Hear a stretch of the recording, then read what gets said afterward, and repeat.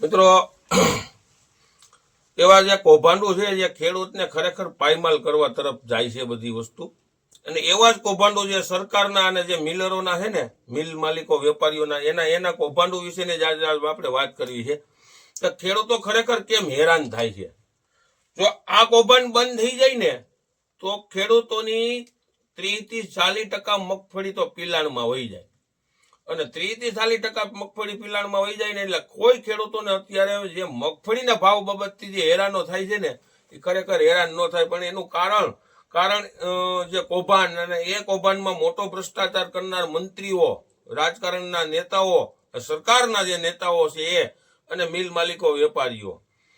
હવે હું તમને વાત કરું મિત્રો, ધ્યાનથી વિડીયો તમારે સાંભળવાનો છે. આમ તો આપણી કાયમી તો જે ટૂંકમાં વિડીયોની આખી લાઈન દોરી ખેડૂતોને આપવાની આપણે જે ખેતી બાબતની, પણ ખેતીની સાથે આમાં જે આપણે સંકળાયેલા છીએ તો આ બધી વસ્તુમાં ખરેખર આપણે થોડુંક ધ્યાન વસ્તુનું દઈ અને કાંઈક ખેડૂતો પ્રત્યે કાંઈક સારું કરવા માંગતા હોય તો, બાકી તો આપણે જે ખેડૂતોને કાયમી સલાહ, દવા, ખાતર, બિયારણને આપવાની જ છે ને. એમાંય મોટા કૌભાંડ છે. તમે જુઓ છો આપણે કાયમી વિડીયો મૂકીએ છીએ કે બિયારણ ડુપ્લિકેટ, ખાતર ડુપ્લિકેટ, દવા નકલી, આ બધું આમાં સરકારના રોલ છે જ મિત્રો. અને આપણા કૃષિ મંત્રીઓ વારંવાર બદલે છે. એક કૃષિ મંત્રીને ખબર નથી પડતી કે આમાં ખેડૂત બાબતને, ખેતીને આગળ લઈ જવા માટે શું કરવું, કારણ કે ભણેલા તો એક છે નહીં, એને ખેતી બાબતની ખબર જ નથી પડતી. હવે જે આપણે મગફળી છે ને મિત્રો, ખરેખર જે અત્યારે તમે આખા ગુજરાતની વાત કરું, આપણે બીજે ક્યાંય નથી જવું, ગુજરાતની વાત કરું, ગુજરાતની અંદર જેટલા સિંગ તેલના મિલો છે કે જે સિંગ તેલ બનાવે છે, જે પ્રાઇવેટ મિલો છે, એમાંથી 10% જ એવા છે કે જે પ્યોર 20 નંબર કે જે G20 મગફળી આવે છે, 22 નંબર, એ મગફળીની અંદરથી જ સિંગ તેલ જે ટૂંકમાં ઓરિજિનલ 100% કાઢી અને સિંગ તેલનો 15 કિલોનો ડબ્બો ભરાય અને માર્કેટમાં આપે છે, એવા 10% જ છે. બાકી 90% જે રોજના લાખો ડબ્બા સિંગ તેલ કાઢે છે, એવા 90% એવા છે મિત્રો કે જે બહારથી પામોલીન તેલના જે ટેન્કરો મિલની અંદર જાય છે, અને એ જ મિલની અંદર જે પામોલીન તેલના ટેન્કરો જાય છે ને, એ પામોલીન તેલમાંથી જ એની અંદર જે કેમિકલ કે એસેસ કે જે નાખવામાં આવતું હોય, અને એની અંદરથી પાછું સિંગ તેલ ભરાય છે મિત્રો, ને એ સિંગ તેલનો ડબ્બો વેચાય છે. એટલે બજાર કરતા જે તમને જે આપણે કોઈ એવા 2, 5, 10 કંપનીઓ જે છે, દાખલા તરીકે જે 20 નંબર મગફળીનું સિંગ તેલ બનાવે, હવે એ સિંગ તેલ જે 3,3200 રૂપિયાના ભાવનું વેચાતું હોય, એટલે બહાર પબ્લિકને એમ થાય છે કે આ મોંઘું છે ને પેલા ફલાણું તો સસ્તું છે એનું એ દાખલા તરીકે 2500-2700 રૂપિયાના ભાવનું હોય, એટલે 400-500 રૂપિયાનો ફેર હોય. પણ તમે ક્યારેક વિચારો કે એક 15 કિલો સિંગ તેલ કેટલા કિલો મગફળીની અંદરથી સિંગ તેલ નીકળે? આ તમને કોઈને નોલેજ નથી હોતું જે સિંગ તેલ ખાવા વાળાને છે એને. અને એ તો જે પકવે છે અને જે પેદા કરે છે અને જે ઓરિજિનલ બનાવે છે ને એને ખબર હોય છે. એટલે આ જે મોટું એક કૌભાંડ છે કે જે સિંગ તેલની અંદર, બનાવટની અંદર જે પામોલીનના નામે સિંગ તેલ બને છે ને હોય છે નકરું પામોલીન તેલ. જો આ એક કૌભાંડ ગુજરાતની અંદર ખરેખર જો બંધ થાય ને મિત્રો, તો મને એટલી ખબર પડે કે આપણી જે 20 નંબર મગફળી છે એ ઓરિજિનલ 20 નંબર મગફળીનું સિંગ તેલ બને એટલે મિલરોને લાખો ટન મગફળી પિલાણની અંદર જોઈ. હવે એ પિલાણની અંદર મગફળી લાખો ટન જોઈએ એટલે આપણા ખેડૂતોનું 40% સિંગ તેલ છે, જે સિંગ તેલ બની જાય 40% મગફળી એની અંદર વહી જતી હોય છે, અને જે આપણને એક સારામાં સારો ભાવ મિત્રો મળે.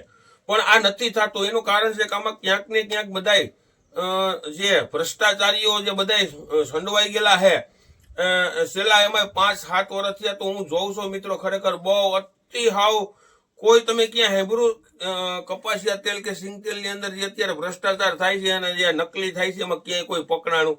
હજી હમણાં જ મેં જોયું ઓલું ઘી પકડાણું, તો એ 5મે દિવસે તો પાછું ચાલુ થઈ ગયું. કોઈને કોઈ કહેવા વાળું જ નથી. રૂપિયાથી જ બધે અધિકારીઓ નાંતે બધે રૂપિયાથી જ વહીવટ થાય છે મિત્રો. આ 1 નંબરના હરામીઓ ભ્રષ્ટાચારીઓ છે મિત્રો. એ આપણે ખાઈમી જોઈએ. એક કઈ દૂધે ધોયેલો નથી. જો દૂધે ધોયેલો હોય તો કાંઈક પબ્લિક માટે કોઈ સારું કરે, પણ પબ્લિક માટે કોઈને સારું નથી કરવું. પબ્લિક જેમ મરતી હોય એમ મરવા દો, જે ખાતું હોય ખાવા દો. આપણું આપણે કેમ કરવાનું છે ને, આ જ મિત્રો સુવારત છે. બીજું કોઈ વસ્તુ માણસને અત્યારે બીજો કઈ ખરેખર છે નહીં. પણ હકીકતમાં એવું બનશે કે એક દીનો સમય એવો હોય છે કે તમારે જે રૂપિયા ભેગા કરીને અને માણાને મારીને જે તમે રૂપિયા ભેગા કરો છો, તમારી વાહ જ કોઈ ખાવા વાળું નહીં હોય તો રૂપિયાને તમે નાખશો ક્યાં? આ ખરેખર સમજા જેવી વાત છે. સિકંદર જો ખાલી હાથે વયો ગયો તો એને આખું દુનિયા મુઠ્ઠીમાં કરવી હતી અને કરી હતી હોત એની. તોય છતાં જાવા ટાણે એમ કીધું હતું હું કાંઈ લઈને આવ્યો નથી, હું કાંઈ લઈને ગયો નથી, મેં આખી જિંદગી મારી દુનિયા મુઠ્ઠીમાં રાખવા માટે મેં કરી નાખી અને ખાલી હાથે ગયો. એમ તમારે ખાલી હાથે જ જવું છે, પણ સારા કર્મ કરો.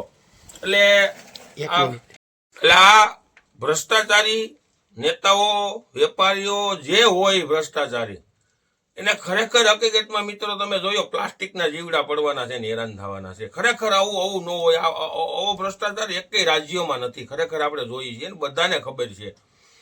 એટલે ખેડૂતોને તો ઘણી બધી વેદનાઓ છે. એમાં આ માવઠાની વેદના, ખેડૂતોને ઘણા બધા પ્રશ્ન છે. પણ હવે આ પ્રશ્ન ખેડૂતો કીધે તો સોલ્વ કરવા કઠણ. પણ ખેડૂત જયારે જો રોડ માંથી નીકળી જાય ને તેથી આ બધા ધોતિયાવાળા જેટલા બધા જોરા ધબાવાળા છે ને, જોરા ધબાવાળા, આ સફેદ જબાવાળા જે પેરી ખુરશીમાંથી બેહીને જે આશ્વાસન અટાણ આપે છે, એને બધાને એકઈને તમારે જોવું હોય તો જોયો ઘરના બાથરૂમ પણ જળવાના નથી. આ યાદ રાખજો. જેથી ખેડૂત ગાંડો થયો ને તેથી કોઈના બાપની તેવડ નથી કોઈ રોકી શકે. તેથી આ બધાને સાનું મુનિનું બેહવાનું છે ને રાતો રાત સરકારો ઉઠલાવશે જો આ આવી નવી પોઝિશન રહીને તો મિત્રો ખરેખર આ બધું છે ને હવે હૈદ થઈ જાય છે. હવે બધું બહુ હૈદ થઈ ગઈ છે મિત્રો.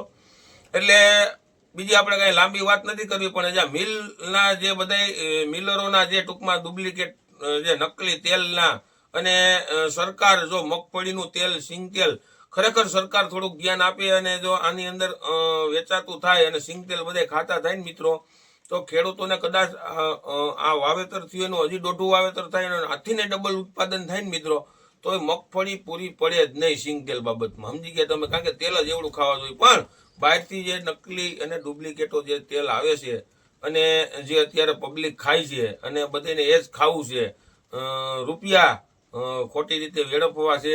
અને તમને બધાને જે આ ગૃહિણીઓ છે, ગુહેણીઓ 50 રૂપિયા સિંગ તેલના ડબ્બામાં ચડે ને એના બજેટ ખોરવાઈ જાય છે. ન્યૂઝવાળા આવા લઈને બેસી જાય. આમાં ખેડૂતનો દીકરો કરે હું ખરેખર કરે તોય. એટલે આવા બધા મોટા બધા પ્રોબ્લેમો છે. પણ કંઈક આગળ કુદરત આપણે સામું જોહે. નવા વિડીયો મિત્રો જોતા રહ્યો. જય જવાન, જય કિસાન.